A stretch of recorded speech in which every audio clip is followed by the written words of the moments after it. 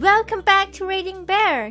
Today, we will take a look at some new revenge stories. And if you enjoyed my content, please don't forget to subscribe to my channel and post some bear emojis in the comments. Let's go! The first one is titled, Damage My Home. I'll take yours. My Mill is a pretty well-off woman. She owns a large number of rental properties and her husband have a huge house located just outside NYC. It's got an indoor pool, sauna, elevators etc. and is worth well into the seven figures, being only 5 minutes from downtown Manhattan. Sadly, her husband passed away and she remarried and moved out of state. She put the house up for rent shortly after. A broker approached her with 2 prospective tenants.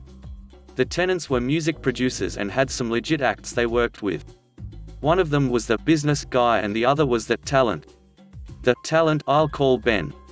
The 2 were partners in the beginning and the business guy made sure the rent was paid on time. He was legit and did not screw around. They used the house as a place for artists to chill out and work on their music. After a couple of years, Biz Guy and Ben had some sort of falling out and Biz Guy left and Ben stuck around. At first, he continued to pay the rent on time, but after a few months it kept getting later and later.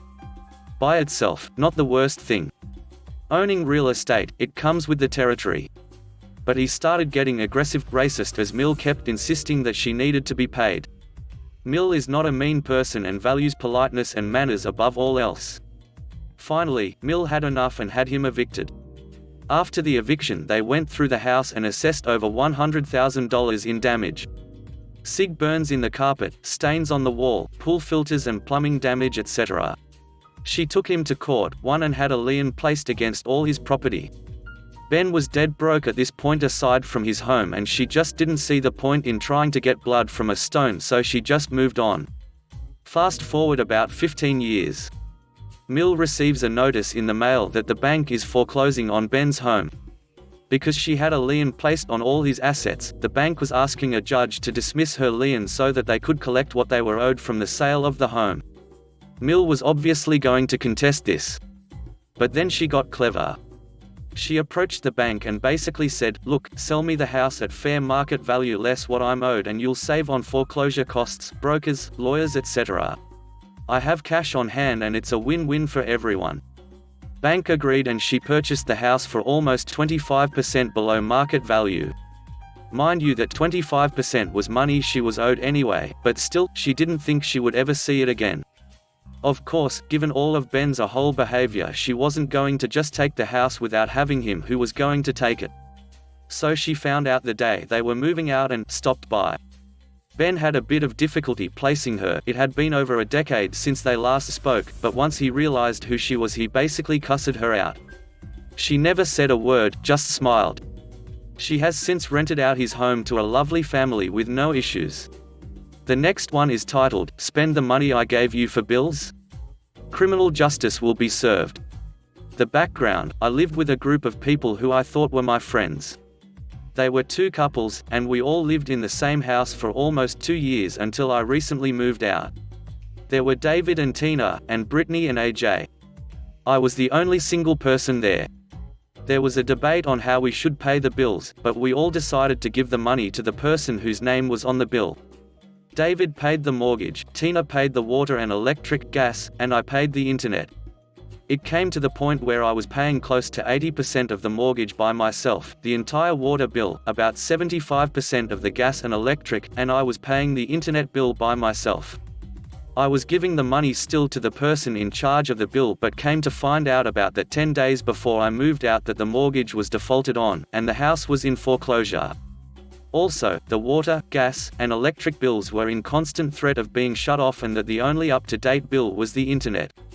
While they all saw me struggle to pay these off, they were mindlessly spending money during the day, which is when I sleep due to working 3rd shift, so I never saw the mindless things they spent money on, nor did I ever see the mail since they grabbed it before I woke up.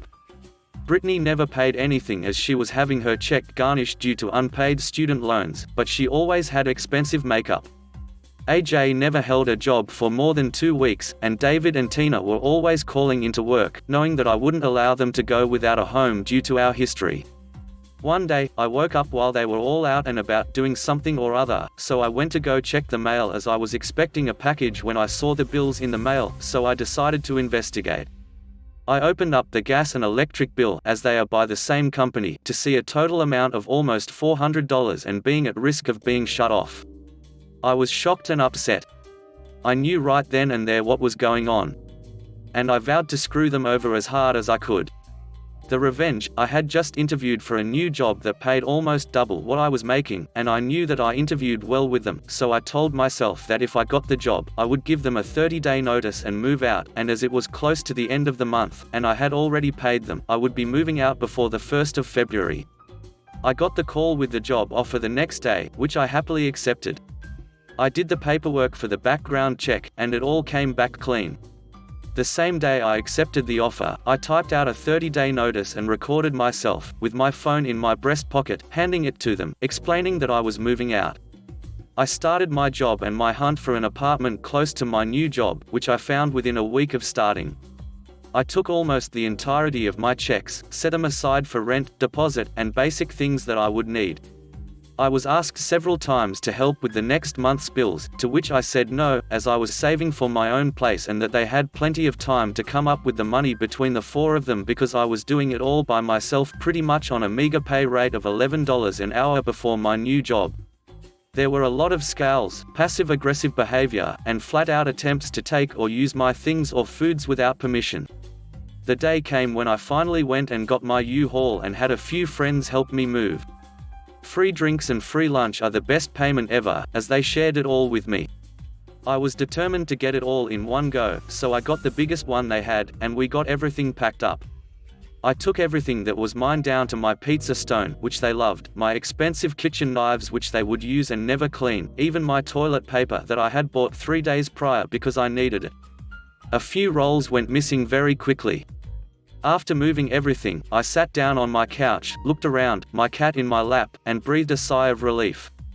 I happened to be good friends with my previous neighbors. We smoked each other out frequently and asked them to keep an eye out for anything out of the ordinary. 4 days go by, and I come to find out that the gas, electric, and water have all been turned off, and they were asked to fill up some buckets to manually flush the toilets, bathe in, etc., etc. Now, both couples have dogs, which my cat hated as they were both hyperactive as hell, but I loved them, so I decided that those dogs were in a dangerous situation as they had no water, no heat in the middle of winter, and probably no food as I had bought the last bag about 2 weeks prior. I hate to see an animal hungry, so I called the local humane society and left an anonymous tip about the dogs and how I was worried about them. The next day, my neighbor, Todd, texted me telling me that the dogs were removed from the home, that my previous housemates were being charged with neglect, and because of the lack of utilities, that these were not civil but criminal charges. This was enough for me to smile, but I wanted more. I knew that David was divorced and had a child. I also knew that he wasn't paying child support. I then contacted the local courts and made them aware of the flagrant non-support and that maybe they could help the agency looking for him. I provided the address that we lived at and informed them that the homeowner was the one who was being looked for. From there, it came to light that he was almost $25,000 behind, which is a felony in the state where I live. He is now living with someone on their couch. As Tina left him, the house has been foreclosed on, and he has nothing to his name while facing multiple criminal charges. Moral of the story: don't take advantage of a friend who knows all your dirty secrets. The next one is titled, "Physically Take Advantage of Me While I'm Vulnerable." I'll finish you like a good Christian girl. I have had migraines since I was 3 or 4. Sometimes they start slow and sometimes they hit like a hammer. I can be instantly unable to function if they hit quickly. In college, this could be a huge problem. The only available medications just knocked you out so you didn't care that you hurt and wanted to vomit. My freshman year, 1987, I was at a party for my roommate's boyfriend's birthday. I had never had champagne and didn't know it was a migraine trigger. I took a sip or two of champagne and instantly got a migraine. We were at someone's house about 20 minutes away from the dorm. My roommate didn't want to leave the party, so she arranged for a guy she knew to drive me home. She had no idea what he was really like. She just knew him from a few parties. On the drive that I thought was to my dorm, this guy pulls over on the side of the road in an undeveloped area. No one was around. He sexually assaulted me and left me on the side of the road. I didn't even know where I was, much less how to get back to the dorm or to a hospital. After a while, some lady found me curled up on the side of the road. She thought I was dead. Cell phones were not a thing, so she half lifted me into her car, wrote down where she found me and drove me to the nearest hospital. I could barely speak enough to tell the hospital people my name. I was beaten black and blue by this guy. The hospital knocked me out for about 8 hours with pain meds and muscle relaxers, once they were sure I didn't have a head injury. He only hit me in places that it would not show. My roommate didn't get home until about a day after I did. She was staying at her boyfriend's dorm room. She probably wouldn't have come home as early as she did, but her parents called at the same time every weekend and she had to be home for that. She was shocked when she saw how beat up I looked. I asked her how she knew that guy and learned she didn't really, he was just at a party now and then. I wasn't happy with the situation, or that she let some creep she barely knew to drive me somewhere. She felt really guilty, but guys don't advertise that they like to take advantage of girls. She did have some information on the guy. He didn't live in our city but instead went to a really Christian school with a great law school. He was in law school and was visiting for the party. His dad was a really well-known lawyer for a televangelist's church. That was the beginning of what I learned about him. Remember, the internet was in its infancy and social media did not exist. I called some other people who knew him from the party and got some information from them. I found out his girlfriend's name. Then I went to the library and learned about this girlfriend, the church, the law school, the college he was at, etc.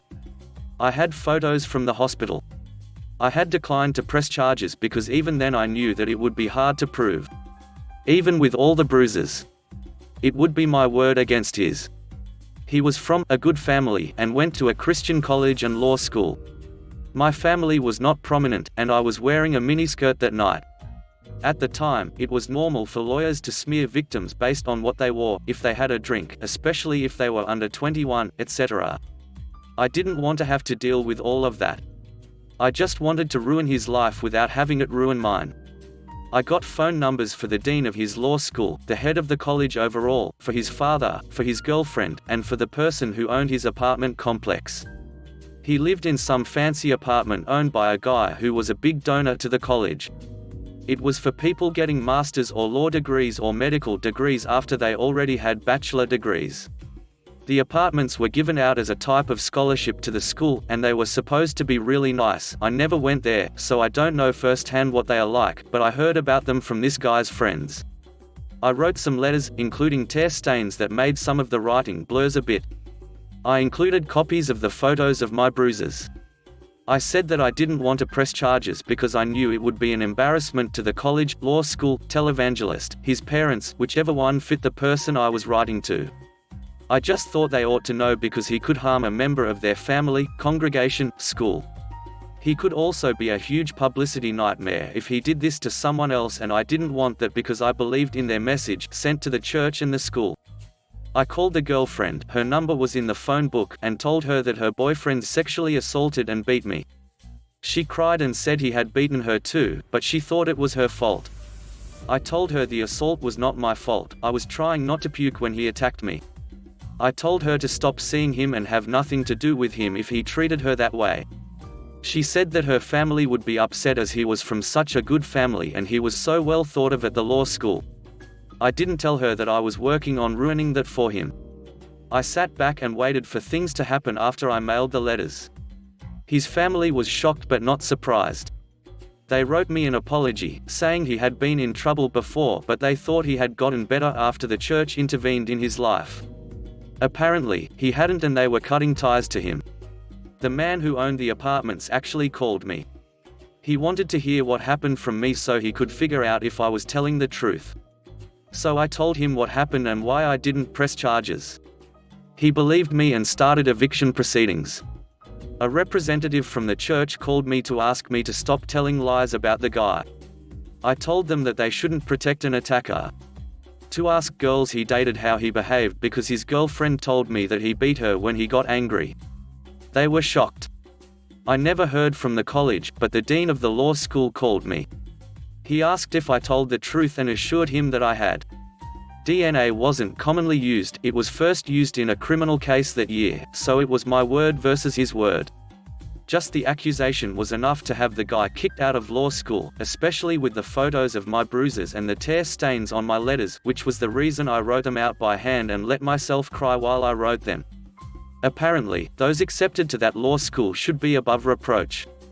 I don't know if they would have handled it the same way if I tried to prosecute the guy, but since I was trying to keep it quiet so I didn't harm the school's reputation, it meant I was a good Christian girl who could be believed. I was actually surprised that the letters had so much success. I expected his father to send a letter telling me to stop slandering, libeling his son. The letter saying they were cutting all ties to him was a surprise, but a good one. Sadly, it indicated that I was probably not the first to accuse him. About a year later I found out he was working for a company installing carpet in homes. I called that company and told them that they were sending an attacker into people's homes. I even offered to send photos of the bruises if they wanted them. The woman that I spoke to was horrified. Just the idea that he had been accused of sexual assault and that I cared enough to call when I learned he was going into people's homes was enough for her. I learned that not only did the company fire him, but they also called other companies and told them what a liability he would be if they hired him. He had started to drink heavily by that point, at least according to the friends who knew him at my school. I went on with my life, got therapy to help me cope, eventually got married and have had almost 30 years with an amazing husband. I don't know what happened to this guy, but I know he never became a lawyer, his dream. I know that I made his life a lot harder. I did Google him a few years ago. He has had many arrests and has spent quite a few years behind bars. I like to think that by getting him kicked out of law school and getting his family to understand that he was very much UN reformed, I helped speed him into the defendant's chair in a courtroom. The last one is titled, Animal Abuser Gets Her Cat Taken Away and Gets Evicted. 1 year ago, I was renting a house next to the most unpleasant neighbor I hoped to ever experience. The only thing I liked about her was her cat, this freakishly adorable tabby who could grab even the most hardened criminal's heart by the balls. Every time I came home from work, he would sidle up next to me for some TLC, which he never got from my neighbor. As far as I could tell, she just used the poor thing to keep away mice and play, i.e., be terrorized by, her toddler grandkids on the weekends. The poor fur baby looked severely underfed and always appreciated the meals I'd leave out for him on our back porch. Now, I have an indoor fur baby of my own, a tailless ball of energy, aptly named Goblin, and one day, he managed to escape outside. Luckily, I found him within a few hours, but by the next morning, what jumps on my lap? Not Goblin, alas, but a flea. And if my social butterfly cat had fleas, I was positive the next door fur baby had fleas too. Now, I already had a bitter history with this neighbor. In addition to being a twat rocket to her cat, she'd harass my older parents who were helping me move in. Why? Because our U-Haul rental was blocking a sidewalk to nowhere in front of my house for all of 10 minutes. My parents are extremely pleasant people. My mum frequently gets thanked on customer service hotlines for being the rare, kind soul in an ocean of impatient Karens. And this lady was berating them needlessly for ruining the community, ranting even longer than they'd been parked, until they eventually moved to an inconvenient and wholly unnecessary distance. Regardless of her twat rocket personality, I figured I'd warn her anyway in the best interests of her fur baby. When I knew she was at home the next day, I knocked on her front door. When she answered, "No, hello, just a scowl," I started to explain that my escaped indoor cat has fleas and so there was a good possibility that her outdoor cat also had fleas. Immediately she berates me for letting my cat get fleas and snaps that she keeps her house very clean, unlike me, so there is no way her cat has fleas. I just loudly sighed at her and went back home as she continued to yell, "You've never even been in my house, lady. And that's not how fleas work." All week, I noticed her cat scratching himself raw and felt so bad for the little guy. I wanted to give him flea medication and a flea bath, but with my neighbor now watching me like a hawk and screeching like a banshee if I even pet him anymore, I had to leave him alone. But, I realized, there was something I could do. You see, we shared the same landlord, who was very concerned about household pests and instructed us to call him at the first sight of a bed bug, tick, etc. I also knew that my neighbor was keeping her cat a secret from the landlord to avoid paying the pet rent, as I'd overheard her bragging about this to a friend outside one day. So, what do? I call up the landlord to explain the flea situation, and I make sure to add that my neighbor's cat has also been scratching like crazy.